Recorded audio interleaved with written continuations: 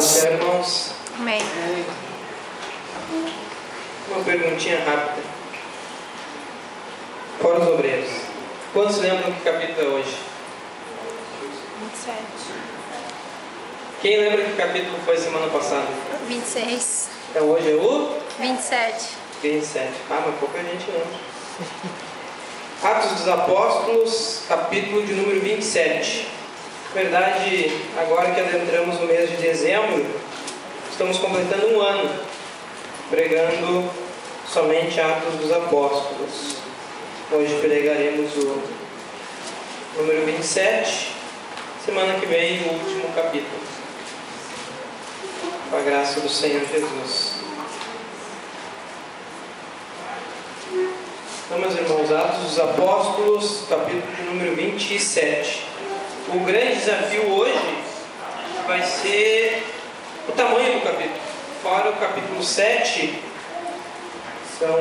é bem extenso, acredito que esse seja talvez o segundo maior capítulo do livro. Então o desafio hoje é o tamanho e o tempo, para que nós possamos tentar concluir de maneira correta. Vamos ler então, capítulo 27, a partir do verso 1. Paulo enviado para a Itália. Meus irmãos, podem sentar, porque nós vamos demorar aqui pelo menos uns quase 10 minutos só lendo o capítulo. Verso 1. Quando foi decidido que navegássemos para a Itália, entregaram Paulo e alguns outros presos a um centurião chamado Júlio, da corte imperial. Embarcando num navio adrimatino, que estava de partida para costear a Ásia, fizemos-nos ao mar, indo conosco Aristarco, macedônio de Tessalônica. No dia seguinte, chegamos a Sidom, e Júlio, tratando Paulo com humanidade, permitiu-lhe ir ver os amigos e obter assistência. Partindo dali, navegamos sob a proteção de Chipre, por serem contrários os ventos. E tendo atravessado o mar ao longo da Cilícia e Panfilha, chegamos a Mirra da Lícia. Achando ali o centurião, um navio de Alexandria, que estava de partida para a Itália, nele nos fez embarcar. Navegando vagarosamente muitos dias, e tendo chegado com dificuldade defronte desse nido, não nos sendo permitido prosseguir por causa do vento contrário, navegamos sobre a proteção de Creta, na altura de Salmona. Costeando-a penosamente, chegamos a um lugar chamado Bons Portos, perto do qual estava a cidade de Lazéia. Depois de muito tempo, tendo se tornado a navegação perigosa, e já passado o tempo do dia do jejum, admoestávamos Paulo, dizendo-lhes: Senhores, vejo que a viagem vai ser trabalhosa, com dano e muito prejuízo, não só da carga e do navio, mas também da nossa vida. Mas o centurião dava mais crédito ao piloto e ao mestre do navio do que ao que Paulo dizia. Não sendo o porto próprio para invernar, a maioria deles era de opinião que partissem dali, para ver se podiam chegar a Fênice, e ao passar o inverno, visto ser um porto de Creta, o qual olhava para o nordeste e para o sudeste. Soprando brandamente o vento sul, e pensando eles ter alcançado o que desejavam, levantaram âncora e foram costeando mais de perto ali de Creta. Entretanto, não muito depois, desencadeou-se do alto da ilha um tufão de vento chamado Euroaquilão. E sendo o navio arrastado com violência, sem poder resistir ao vento, cessamos a manobra e nos fomos deixando levar. Passando sobre a proteção de uma ilhota chamada Cauda, a custo conseguimos recolher o bote. E levantando este, usaram de todos os meios para cingir o navio, e temendo que dessem na Sirte, arriaram os aparelhos e foram ao léu. Açoitados severamente pela tormenta, no dia seguinte já aliviavam o navio. E ao terceiro dia, nós mesmos, com as próprias mãos, lançamos ao mar a armação do navio. E não aparecendo havia já alguns dias, nem sol, nem estrelas, caindo sobre nós grande tempestade, dissipou-se, afinal, toda a esperança de salvamento. Havendo todos estado muito tempo sem comer, Paulo, pondo-se em pé no meio deles, disse: Senhores, na verdade, era preciso terem me atendido e não partir de Creta para evitar este dano e perda. Mas, já agora, vos aconselho bom ânimo, porque nenhuma vida se perderá de entre vós, mas somente o navio. Porque, esta mesma noite, um anjo de Deus, de quem eu sou e a quem sirvo, esteve comigo, dizendo: Paulo, não temas, é preciso que compareças perante César, e eis que Deus, por sua graça, te deu todos quantos navegam contigo. Portanto, senhores, tende bom ânimo, pois eu confio em Deus, que sucederá do modo por que me foi dito. Porém, é necessário que vamos andar numa ilha. Verso 27. Quando chegou a 14ª noite, sendo nós batidos de um lado para o outro, no mar Adriático, por volta da meia-noite, pressentiram os marinheiros que se aproximavam de alguma terra, e lançando o prumo, acharam 20 braças. Passando um pouco mais adiante, tornando a lançar o prumo, acharam 15 braças. E receosos de que fôssemos atirados contra lugares rochosos, lançaram da popa 4 âncoras e oravam para que rompesse o dia. Procurando os marinheiros fugir do navio, e tendo arriado o bote no mar, a pretexto de que estavam para largar âncoras da proa, disse Paulo ao centurião e aos soldados: Se estes não permanecerem a bordo, vós não podereis salvar-vos. Então os soldados cortaram os cabos do bote e o deixaram afastar-se. Enquanto amanhecia, Paulo rogava a todos que se alimentassem, dizendo: Hoje é o 14º dia em que, esperando, estáis sem comer, nada tendo provado. E eu vos rogo que comais alguma coisa, porque disto depende a vossa segurança, pois nenhum de vós perderá nem mesmo um fio de cabelo. Tendo dito isso, tomando um pão, deu graças a Deus na presença de todos, e depois de o partir, começou a comer. Todos cobraram ânimo e se puseram também a comer.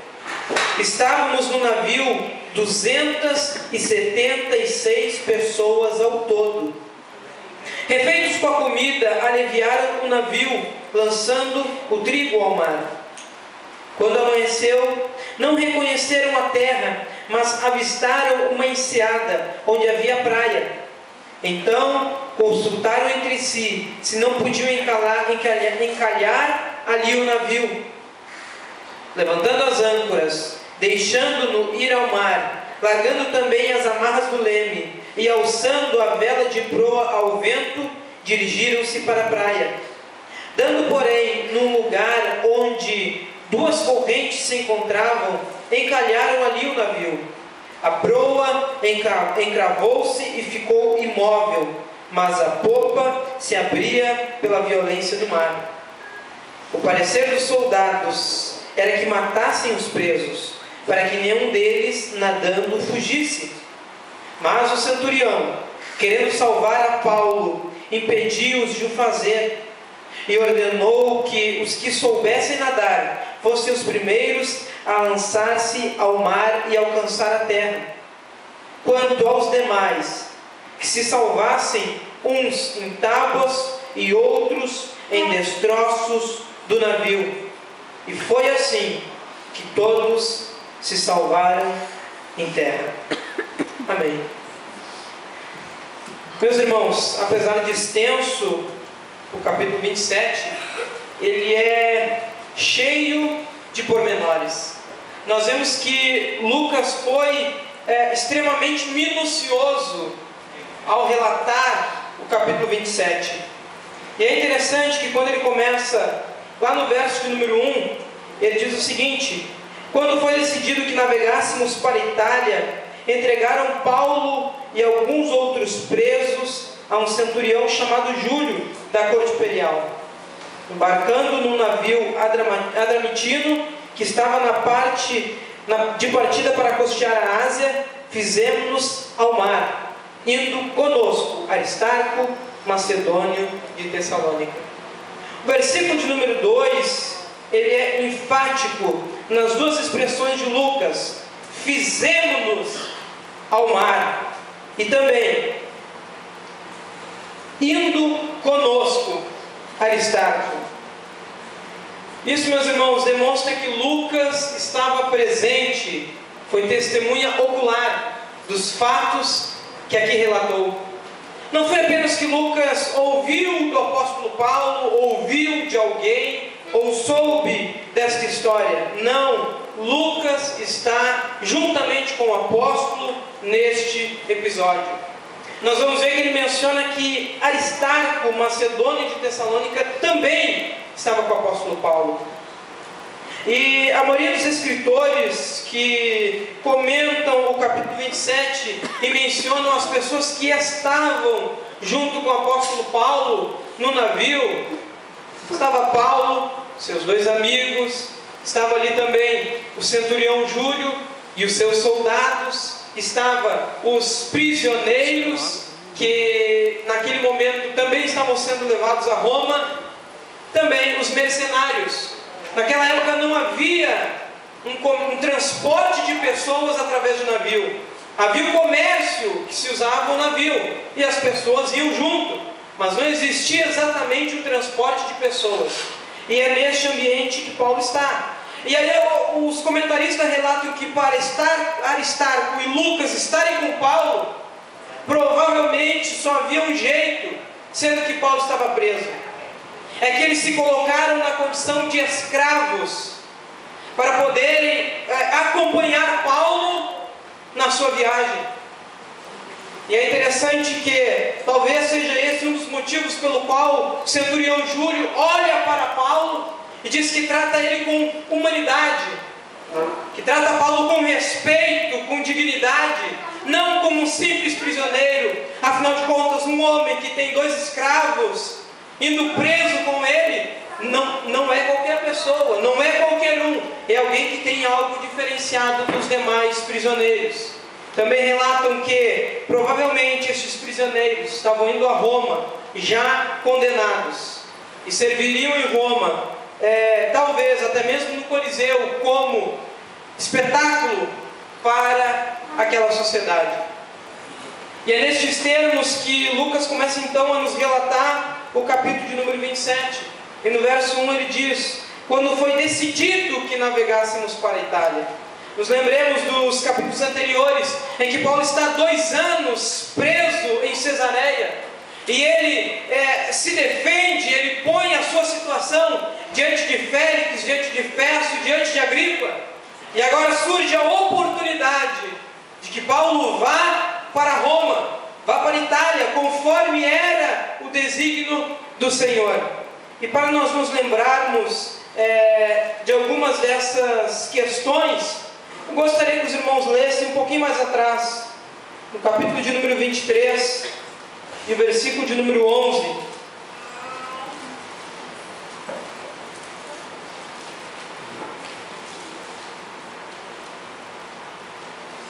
Capítulo de número 23, verso 11, que diz assim: na noite seguinte, o Senhor, pondo-se ao lado dele, Paulo disse: coragem, pois do modo por que deste testemunho a meu respeito em Jerusalém, assim importa que também o faças em Roma.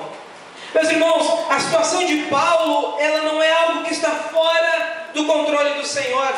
Pelo contrário, ela está dentro dos propósitos do Senhor.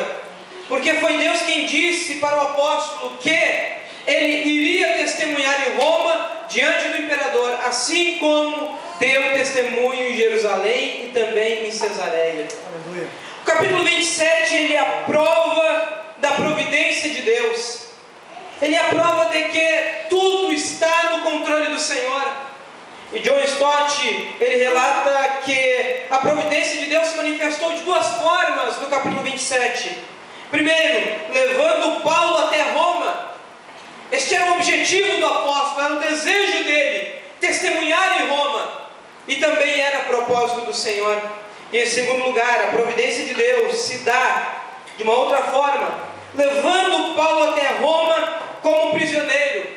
E esta é uma condição indesejada. Sim, Paulo queria testemunhar em Roma. Sim, era propósito do Senhor.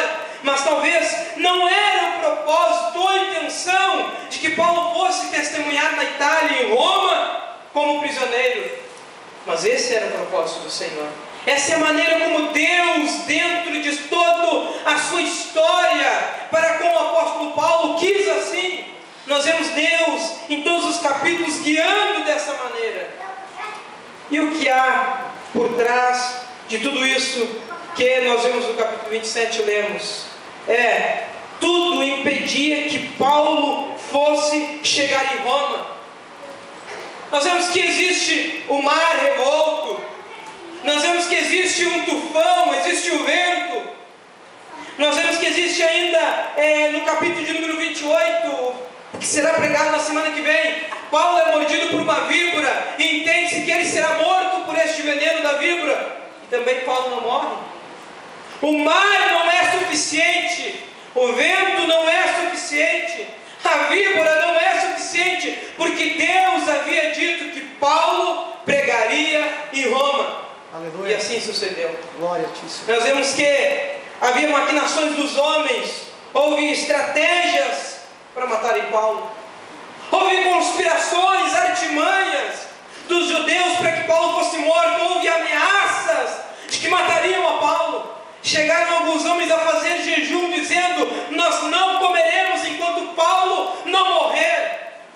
Homens religiosos que decidiram que não comeriam enquanto Paulo não fosse morto, em nome da sua religião.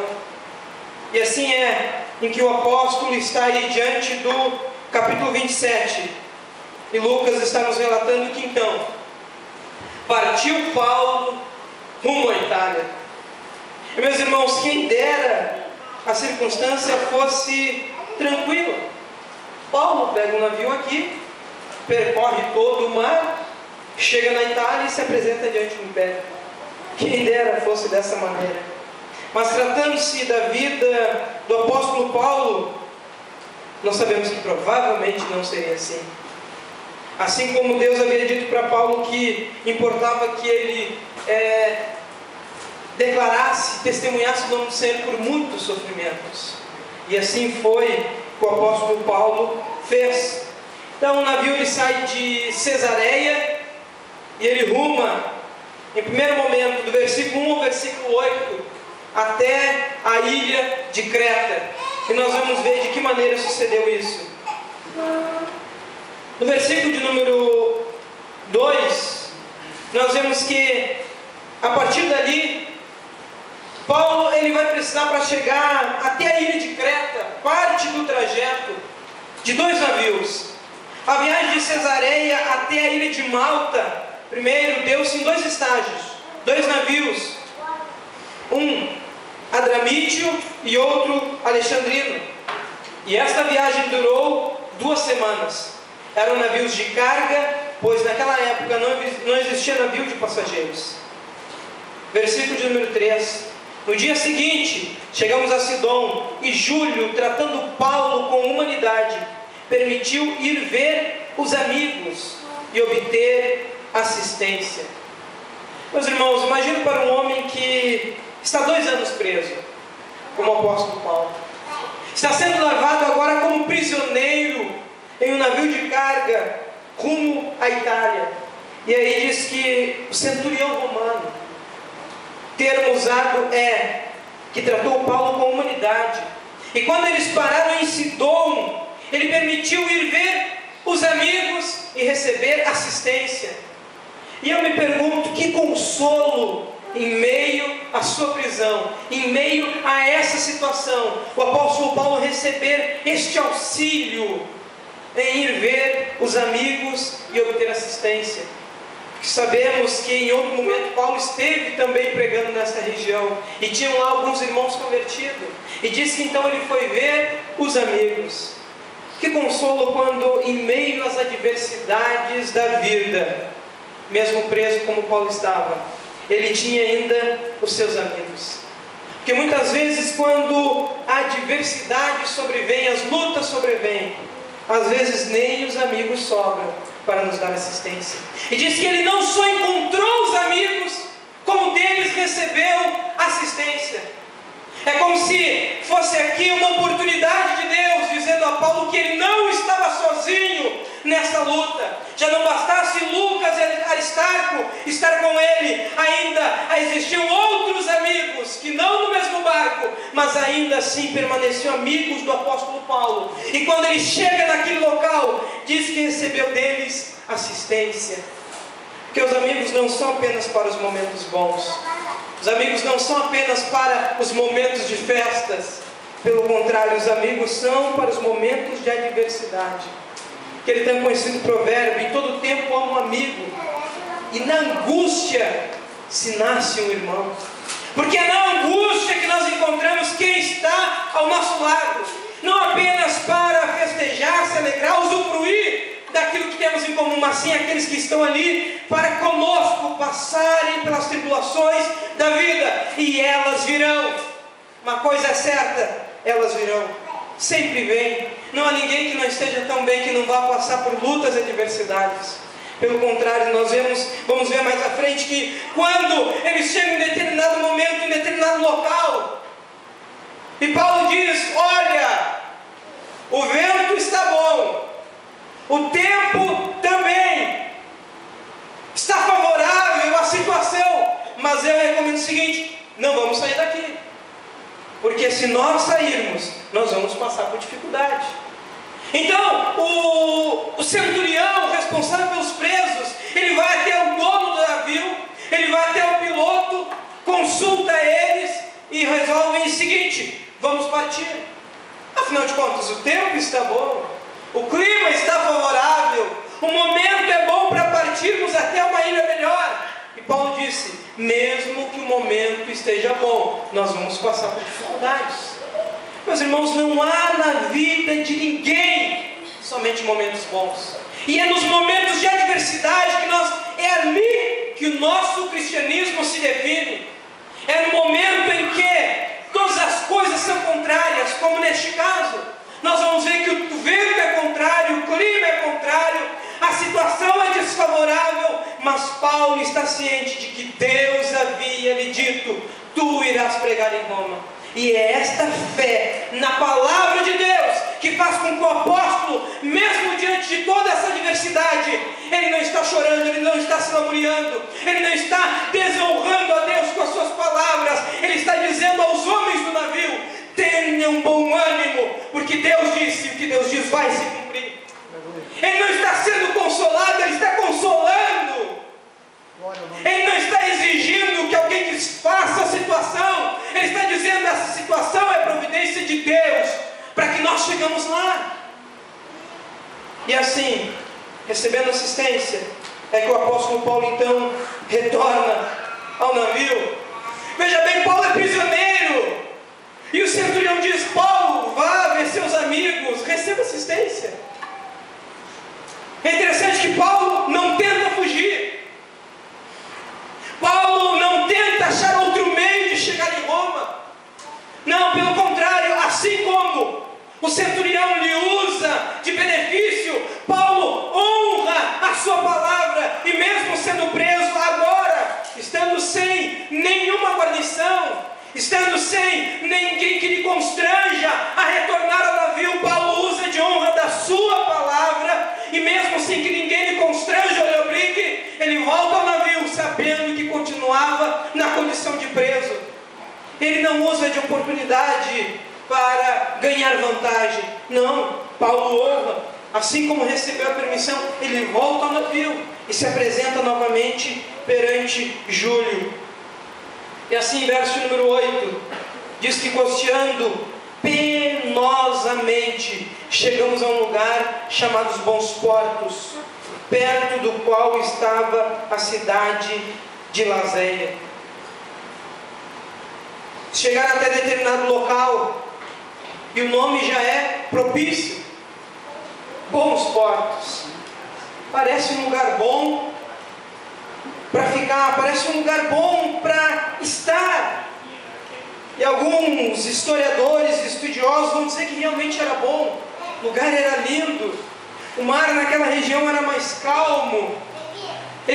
O que ele tinha de porém era um lugar pequeno, não era propício para toda essa tribulação. E nós vamos ver que eram aproximadamente quase 300 pessoas naquele navio. Não era um navio de pequeno porte. Mesmo sendo um lugar de nome Bons Portos. Verso número 9: depois de muito tempo, tendo se tornado a navegação perigosa, e já passando o tempo do dia do jejum, admoestava-os Paulo. Eles não ficaram naquele lugar e partiram. E o Matthew Henry, ele diz o seguinte: nem todo bom porto é um porto seguro.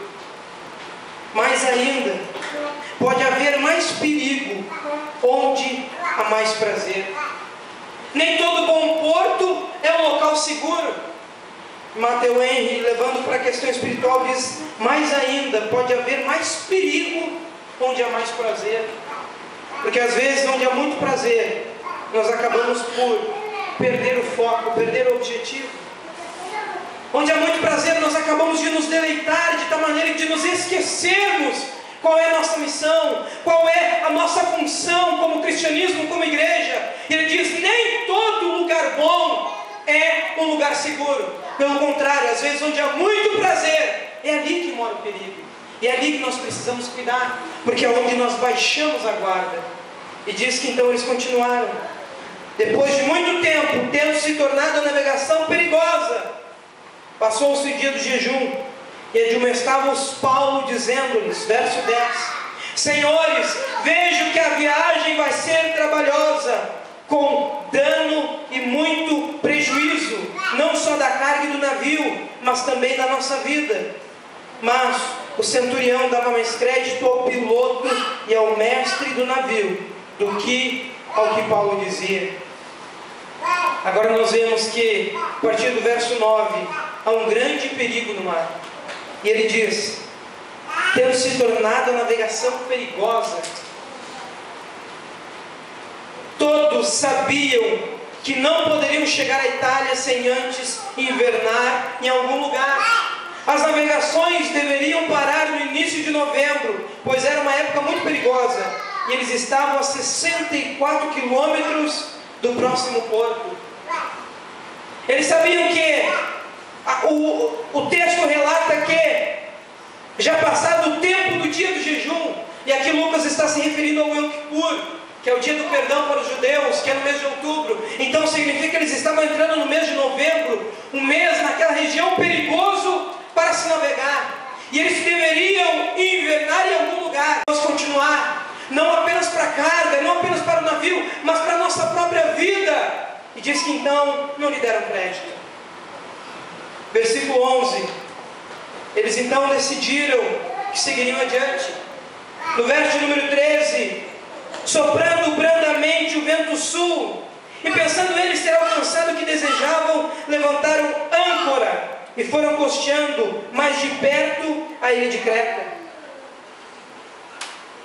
Novamente, eles partiram, o vento está bom, favorável, o clima está tranquilo, e vagarosamente eles foram costeando a ilha de Creta. E diz o texto: pensavam ter alcançado o que desejavam. Ora, Paulo nos disse: não vamos. Nós decidimos ir, e olha só, estamos a caminho, tudo está indo muito bem, tudo está indo conforme o planejado, mesmo que o apóstolo Paulo tenha dito que não era para ir. E circunstancialmente, de uma hora para outra, verso número 14: entretanto, não muito depois, desencadeou-se do lado da um tufão de vento chamado Euroaquilão. De repente, do nada, entretanto, vem um vento, um tufão, e tudo aquilo favorável se desfez. E tudo aquilo que estava dando certo, o que eles desejavam, aonde queriam chegar, e diz o texto, de repente, tudo se desfez. E vem um tufão e açoita aquele navio. Meus irmãos, nestas circunstâncias, há muita coisa parecida com a vida cristã. Parece que às vezes tudo está indo bem. Os planos, os projetos, os membros da igreja, a nossa vida, tudo está indo bem. E nós pensamos que estamos alcançando aquilo que nós desejamos. E de repente, do nada, sem aviso prévio, sem comunicado, sem uma circunstância que mostre que isso acontecerá, de repente, vem um tufão. E as coisas começam a se desfazer, a se desmantelar. Mais parecido com o que o pastor Gabriel nos relatou aqui, sobre a tragédia que aconteceu nessa semana. Quem imaginaria? Era tudo rumo ao sucesso, era tudo rumo à glória, às coisas grandes que haviam sido projetadas durante anos. E de repente, do nada, algo sem controle de ninguém, a tragédia acontece. E quantas vezes não se abateu sobre nós? E quantas vezes não sobreveio e nós pensamos, por quê? De onde? Como? Quais foram os indícios que talvez eu não enxerguei? Porque às vezes não há. Às vezes não há. Nem sempre nós temos o apóstolo Paulo dizendo, não vá, não enfrente, não continue. Nem sempre. E do nada, de repente, sobreveio um tufão. E o mar calmo, sombrio, tranquilo, se desfaz em uma grande tempestade. A embarcação estava em grande perigo. E não havia mais portos, apenas o mar aberto. Próximo porto, 64 quilômetros de distância. E Paulo tinha dito, vamos ficar aqui. Não existia mais porto, não existia mais nada. E diz que o tufão vem e começa a assaltar o navio. Veja o verso número 15. Sendo o navio arrastado com violência, sem poder resistir ao vento, cessamos a manobra e nos fomos deixando levar. Desistimos de tentar guiar o navio, desistimos de tentar o controle, porque o navio estava sendo arrastado com violência, não resistia ao vento. Então eles disseram, cessamos, desistimos, não sabemos mais o que fazer, apenas deixamos o vento levar. Foram sentido o mar aberto, sem terra, sem ilha, sem porto, simplesmente foram deixando-se levar. Aí diz o verso 16, passando sobre a proteção de uma ilha chamada Cauda, a custo conseguimos recolher o bote. Então eles dizem que a tempestade era tão grande, que o bote, que era para salvar alguns, estava batendo contra o navio, e com muito custo eles conseguem tirar o bote e botar para dentro do navio. Então a tribulação decide, temos que fazer alguma coisa. Estamos ao léu, estamos sem beira, estamos sem caminho, estamos sem controle. Precisamos fazer alguma coisa. Então eles tomam algumas medidas. Primeiro, eles recolhem o bote. Segundo, cingiram o navio para que não se quebrasse no meio. Eles pegam cordas e começam a amarrar o navio para que ele não se quebre no meio. Eles pegam uma corda, amarram de uma ponta a outra. Eles pegam uma corda e tentam passar por entre o navio, para que as madeiras do navio não se desprendessem. Usaram âncoras como freio, jogaram a carga no mar e lançavam o máximo de coisas desnecessárias que havia no navio. Então, entramos em um verso que diz que eles simplesmente perderam a esperança. Verso de número 18. Açoitados severamente pela tormenta, no dia seguinte já aliviavam o navio. E ao terceiro dia, nós mesmos, com as próprias mãos, lançamos ao mar a armação do navio. E o verso 20: não aparecendo já havia alguns dias, nem sol, nem estrelas, caindo sobre nós grande tempestade, dissipou-se afinal toda a esperança de salvamento. Eles tomam medidas. O que vamos fazer? O que dá para ser feito? Lança fora o que tem que lançar, lança fora a carga, recolhe o bote, amarra o navio, e seguinte, não tem mais o que fazer. Veja bem o verso de número 20: caindo sobre nós grande tempestade, dissipou-se afinal toda a nossa esperança de salvação. Não existe, é questão de tempo nós morrermos. E ainda mais, no verso número 20 diz: já havia alguns dias nem sol nem estrelas. Meus irmãos, vocês conseguem notar a diferença de quando eles partem e o momento em que eles estão? Há alguns dias eles já não enxergam mais as estrelas à noite, e a navegação naquela época não existia meios de navegação, equipamentos, aparelhos que dissessem vão para cá, vão para lá. Eles se guiavam pelos astros, e diz que durante o dia nem o sol. Ou seja, eles não tinham a mínima ideia aonde que eles estavam. Eles não tinham o mínimo conhecimento se estavam perto de uma ilha, se estavam perto de uma terra, se iam acabar trancando o navio em algum banco de areia. Nada. E eles dizem: pronto, esperança não tem mais, foi-se embora, não vamos mais ser salvos. Diante de toda essa adversidade que eles estão vivendo, é isso que eles entendem. E foi nessa crise de desespero que Paulo se levantou com algumas palavras de encorajamento. E é nesse momento aqui que nós nos fizemos algumas perguntas.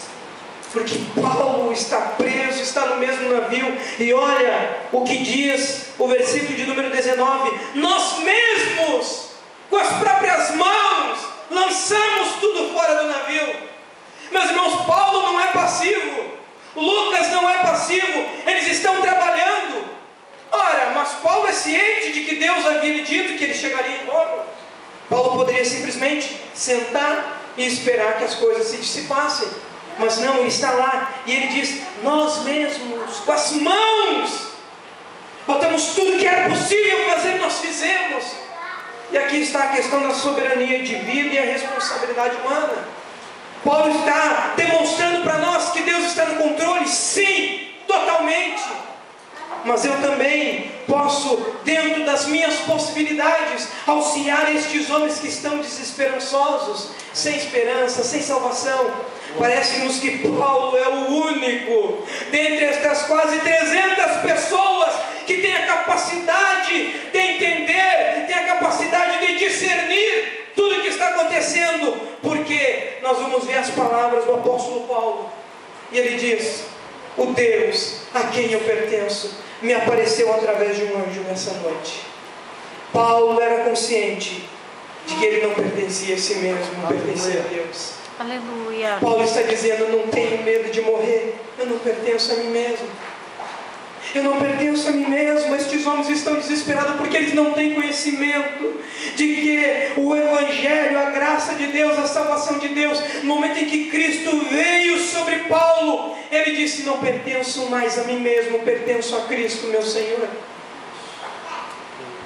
E essa é a pergunta que fica para nós, meus irmãos. Será que diante de todas as circunstâncias adversas nós conseguimos manter esta consciência?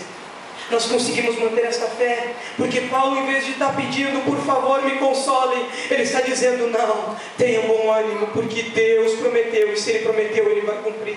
Por mais difícil que seja, por mais desesperador, desesperançoso, por mais que não haja possibilidade de salvação, Paulo está ali consciente de que ele sim chegará, e todos aqueles que estão com ele. E é isso que ele vai dizer a estes homens. Vejamos nós, do verso 21 ao verso de número 38, o que o apóstolo vai dizer. Verso 21: havendo todos estado muito tempo sem comer, Paulo, pondo-se em pé no meio deles, disse: senhores, Na verdade, era preciso terem me atendido e não ter partido de Creta para evitar este dano e esta perda. Mas, já agora, vos aconselho bom ânimo, porque nenhuma vida se perderá de entre vós, mas somente o navio. Para homens que estão desesperançosos, desesperados, Paulo diz: não se preocupem, tenham bom ânimo. Ninguém vai morrer, mas o navio não vai se salvar.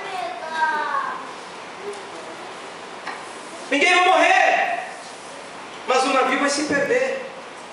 Olha, se eu fosse um marinheiro da época, eu ia perguntar: se todos vão viver e o navio vai perecer, onde é que a gente vai ficar? Onde é que nós vamos estar? Mas Paulo diz: tenham bom ânimo. E ele se pôs em pé no meio deles. É incrível a postura de um cristão no meio de pessoas sem esperança. Essa deveria ser a nossa postura como igreja no meio desta sociedade. Está tudo indo para o buraco, está tudo caminhando para o caos, mas nós nos levantamos e dizendo: tenham bom ânimo, porque o Evangelho está no nosso meio. Somente Ele é capaz de salvar. Aleluia. O apóstolo Paulo recomenda a eles, verso 22, verso 23, ele explica: sabe por quê que todos vão viver e ninguém vai se perder? Porque esta mesma noite um anjo de Deus, de quem eu sou e a quem eu sirvo, esteve comigo dizendo: Paulo, não temas, é preciso que compareças perante César, e eis que Deus, por sua graça, te deu todos quantos navegam contigo. Portanto, senhores, tenham bom ânimo, pois eu confio em Deus, que sucederá do modo por que me foi dito. Porém, é necessário que vamos dar a uma ilha. Ele diz: tenham bom ânimo, porque o Deus de quem eu sou e a quem eu sirvo me apareceu através de um anjo e disse que todos quando navegam comigo vão se salvar e ninguém vai se perder. Portanto, tenham bom ânimo. Verso número 25: eu confio em Deus, que sucederá da maneira como me foi dito, mas é necessário que nós vamos dar a uma ilha. Meus irmãos, será que nós teríamos toda esta confiança no meio do caos? Será que nós verdadeiramente conseguimos manter a nossa fé no meio de todo esse caos? E ainda mais, não apenas dizer que nós mantemos a fé e confiamos em Deus, mas também dizer aos outros, aos ímpios, aos desesperados, aos desesperançosos, não apenas dizer que nós confiamos em Deus, estamos tranquilos, mas também dizer: vocês devem confiar em Deus. É o nosso único meio de salvação, é a única solução, é a confiança em Deus. E ele diz: mas nós daremos numa ilha, o barco vai se perder, a carga vai se perder, mas nós estaremos salvos. Paulo aqui ele faz 3 intervenções. Apela para que mantenham o ânimo, apela para que eles se mantenham juntos, e ele apela para que eles comam. É isso que nós vamos ver, versículo de número 27. Quando chegou a 14ª noite, sendo nós batidos de um lado para o outro no mar Adriático, por volta da meia-noite, pressentiram os marinheiros que se aproximavam de alguma terra, e lançando o prumo, acharam 20 braças. Passando um pouco mais adiante, tomando a lançar o prumo, acharam 15 braças. Receosos de que fôssemos atirados contra lugares rochosos, lançaram da polpa 4 âncoras e oravam para que rompesse o dia. Veja bem, eles fazem algo óbvio. Meus irmãos, se nós orarmos, o dia vai nascer? Vai. Se nós não orarmos, o dia também vai nascer. E é interessante que o desespero deles chega a tal ponto que diz que então eles fizeram tudo. Eles testaram, como se botasse um nível. Nós estamos a 20 braças da ilha, de alguma terra, e eles davam tempo de estar, nós estamos a 15 braços, ou seja, nós estamos indo para bater em alguma coisa. Então eles lançam âncora para que tentar segurar a ida do navio até o local em que eles baterão. Mesmo assim diz que então eles oraram para que o dia rompesse, para que a luz viesse, para que a circunstância daquele momento se dissipasse, eles pudessem entender o que estava acontecendo. Quando viram que iam bater, diz o texto, que os marinheiros procuravam fugir do navio, tendo arriado o bote no mar, a pretexto de que estavam para largar âncoras da proa. Os marinheiros, homens experientes, ao fazerem o teste, virem que iriam bater, iriam morrer, o que eles fazem? Ora, nós vamos lançar âncora, mas eles vão até o bote, soltam o bote até o mar, para poderem fugir. Eles não iam sequer ficar dentro do navio, porque disseram, esse navio vai se despedaçar. Então, eles de uma artimanha tentam fugir. É quando no verso 31 o apóstolo Paulo diz ao centurião e aos soldados: se estes homens não permanecerem a bordo, vós não podereis salvar-vos. Eles podem até mesmo entrar neste bote e tentar se salvar, eles morrerão. É interessante, meus irmãos, porque eles pensavam estarem se salvando, mas na verdade Paulo diz: se eles pegarem o bote, eles morrerão.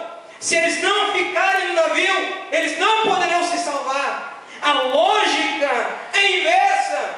Se você pega o único bote de um navio que está afundando, entende-se que você é o único que vai se salvar. E Paulo diz: não. Deus disse que todos quantos ficarem no navio, estes sim se salvarão. Então, no verso número 32, diz que os soldados cortaram os cabos do bote e o deixaram afastar-se. Paulo apela: somente se vocês ficarem juntos, vocês permanecerão vivos. Mas olha a circunstância, 14 dias, não vem nada, nem sol, nem estrela, nem dia, nem nada. Eles sentiam-se próximos da terra e desesperados.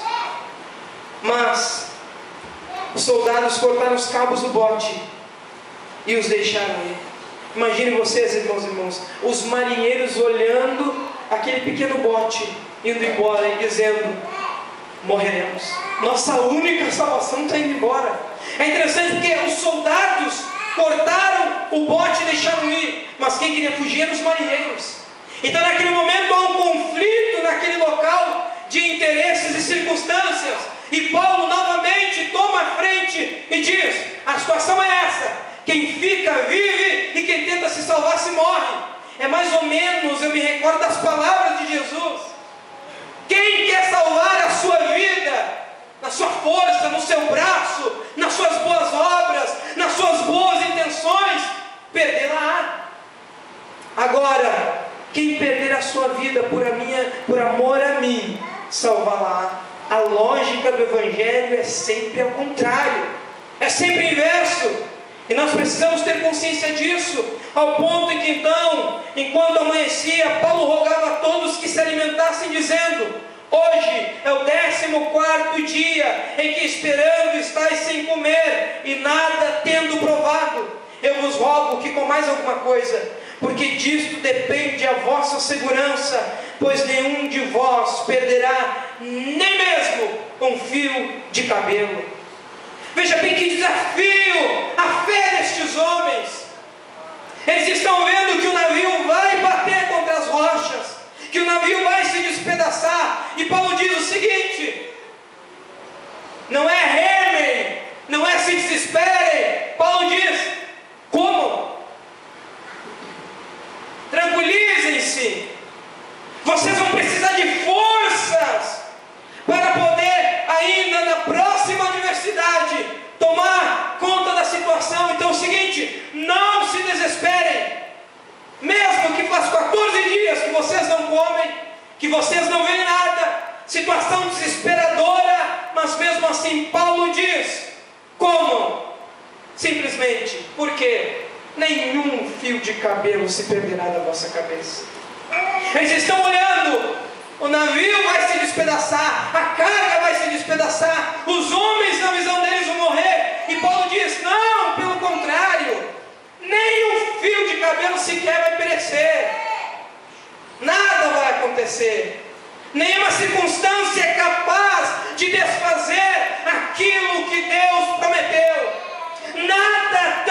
Nada pode ser tão grande a ponto de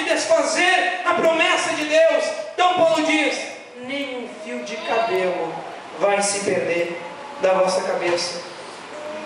E é interessante que então o próprio apóstolo Paulo,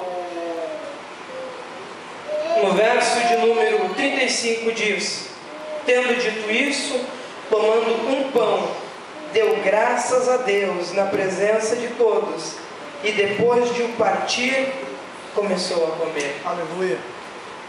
Olha, meus irmãos, é incrível o posicionamento cristão diante dessa adversidade.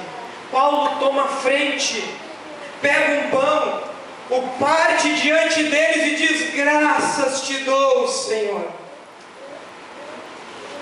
Diz o texto que na presença de todos, Paulo partiu o pão e disse: graças te dou, Senhor. Ele não murmura, ele não questiona, ele não se desespera, ele pega o pão tranquilamente e diz: Senhor, te dou graças por tudo isso. Ora, meus irmãos, que fé tinha o apóstolo, porque Deus havia dito: Paulo, tu se apresentarás em Roma. É tomar posse da promessa de Deus, meus irmãos, é para nós tomarmos posse do Evangelho de Deus. Paulo era um super-homem, Paulo era alguém extraordinário, do ponto de vista que nós olhamos para dentro das epístolas, dos escritos dele, sim. Deus usou poderosamente, mas era homem tão fraco como nós. Era homem que passou também pelas mesmas circunstâncias que nós, mas soube confiar em Deus. Ele diz: o Deus a quem eu sirvo, ele me disse. Por isso que então ele diz: comam. E partiu diante deles o pão, comeu e deu a todos. É um desafio muito grande ser cristão, porque o que Deus espera de nós não é apenas que temos fé, que temos confiança, mas que esta fé que temos no Senhor, a quem nós servimos, ela venha a ser estendida até o próximo. Ela venha a ser estendida até o necessitado. Ela venha a ser estendida como frutos do nosso arrependimento até aqueles que estão ao nosso redor, mesmo que desesperados. Veja a confiança do apóstolo: Senhor, te dou graças. Alguém talvez poderia estar amaldiçoando, questionando, talvez até ofendendo o apóstolo, mas ele diz: não, Senhor, eu te dou graças. E comeu. É nos alimentarmos no momento da luta e da adversidade. Não é o momento de nos desesperarmos, pelo contrário, são os momentos de nós nos alimentarmos com a palavra de Deus. E dizer: Senhor, Senhor, te dou graças pelo teu Evangelho. Nós vamos ver mais à frente um ponto muito importante. No verso de número 36 diz que todos cobraram ânimo e se puseram também a comer. Estávamos no navio 276 pessoas ao todo, e refeitos com a comida, aliviaram o navio e lançaram o trigo ao mar. Todos cobraram um ânimo e se puseram a comer. Momentos como esse que nós estamos vivendo hoje, circunstâncias de tragédia, é um momento em que nós, como cristãos, devemos nos posicionar e não nos desesperarmos, porque nós temos uma firme e fiel esperança. Tito capítulo 2, versículo 13: aguardando a bem-aventurada esperança, a manifestação do Senhor em glória. Meus irmãos, não é possível esperar de um cristão sem esperança. Não coaduna com o Evangelho um cristão desesperado, sem esperança. Não, muito pelo contrário. A Bíblia diz que ele aguarda a bem-aventurada esperança. É Jesus vai voltar. Essa é a nossa fé. E é isso que então o apóstolo Paulo está dizendo para eles. Verso de número 39: quando amanheceu, não reconheceram a terra, mas avistaram uma enseada onde havia praia. Então consultaram entre si se não podiam encalhar ali o navio. Levantando as âncoras, deixando ir ao mar, largaram também as amarras do leme, e alçando a vela de proa ao vento, dirigiram-se para a praia. Vendo eles que não havia mais jeito, a terra logo à frente. O que eles fizeram? Levantaram as âncoras, soltaram o leme, para que o navio se impulsionasse com a maior força possível. Bom, vamos direto até a praia e lá nós vamos encalhar. Encalhando, dali nós conseguimos chegar até a terra. E é isso que eles fazem. Porém surge uma questão, verso 42. Verso número 41. Dando, porém, no lugar com 2 correntes se encontravam, encalharam ali o navio. A proa encravou-se e ficou imóvel, mas a polpa se abria pela violência do mar. Bom, o pensamento é: encalhamos o navio, vamos até terra firme. Então eles fazem, mais uma vez, o que eles preparam, planejam e tentam, não dá certo. Bom, a terra está ali, nós pegamos com força e encalhamos o navio. Mas diz que aonde eles encalharam era lugar de 2 correntes. E quando eles encalharam, as forças das ondas batiam contra o navio.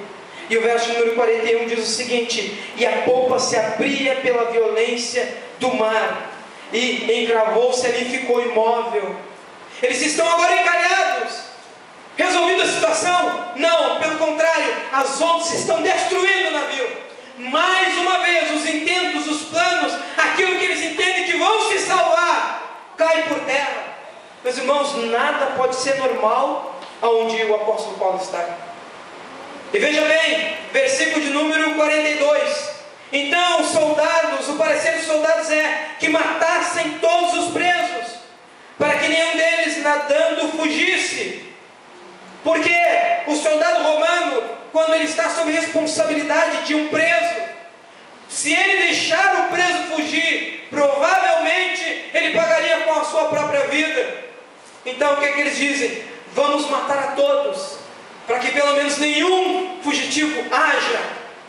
Essa é a intenção deles. Mas no verso de número 43 diz que o centurião, querendo salvar a Paulo, impediu-os de o fazer e ordenou que os que soubessem nadar fossem os primeiros a lançar-se ao mar e alcançar a terra. O centurião, querendo salvar a Paulo, os impediu que matassem os presos. Veja bem, afinal de contas, tudo que Paulo havia dito se cumpriu. Paulo diz: não vamos. Eles vão e quase são naufragados. Paulo diz: olha, um anjo de Deus me apareceu e ninguém vai se perder, e ninguém se perde.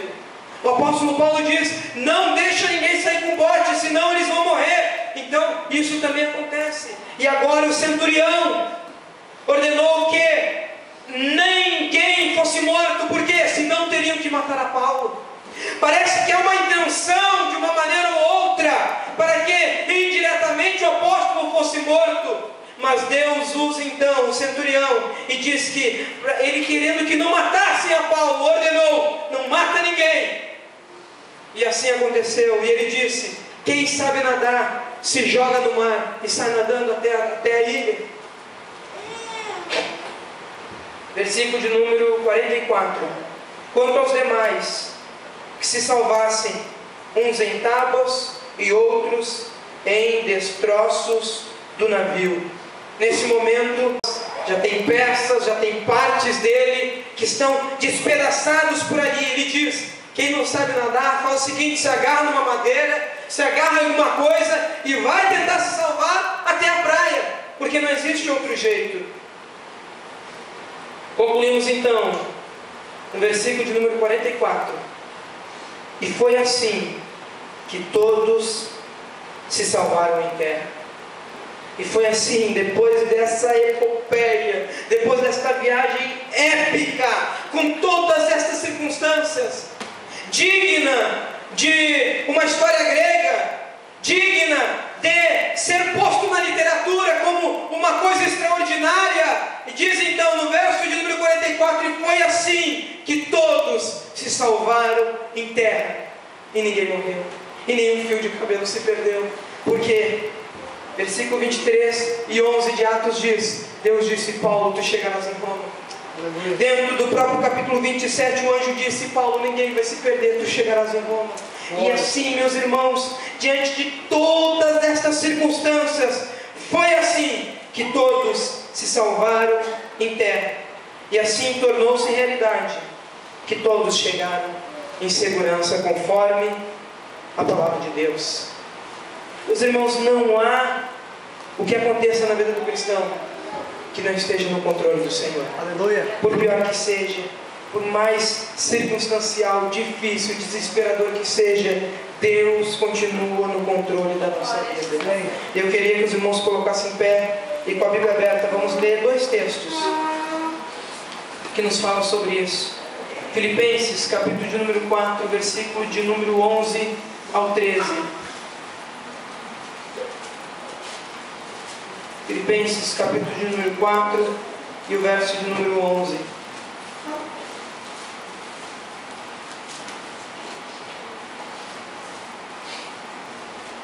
O título é A Gratidão de Paulo para com os Filipenses, no verso de número 11. Digo isso, não por causa da pobreza, porque aprendi a viver contente em toda e qualquer situação. Tanto sei estar humilhado, como também sei ser honrado. De tudo e em todas as circunstâncias já tenho experiência, tanto de fartura como de fome, assim de abundância como de escassez. Tudo posso naquele que me fortalece. O apóstolo Paulo diz que nem o que guia a vida cristã não são as circunstâncias, não são o ter ou não ter, não é o adquirir ou não adquirir, porque no momento em que, versículo 44, diz que todos chegaram-se em terra, meus irmãos, ali diz que alguns se agarraram em tábuas, e aí muitas vezes nós achamos que nós precisamos de muita coisa para viver. Nós precisamos de muita coisa. Nós precisamos de uma boa casa, de um bom carro, de uma boa faculdade. E não que qualquer dessas coisas seja errado, não é. Mas que nós não podemos é agarrar nossa vida nessas coisas.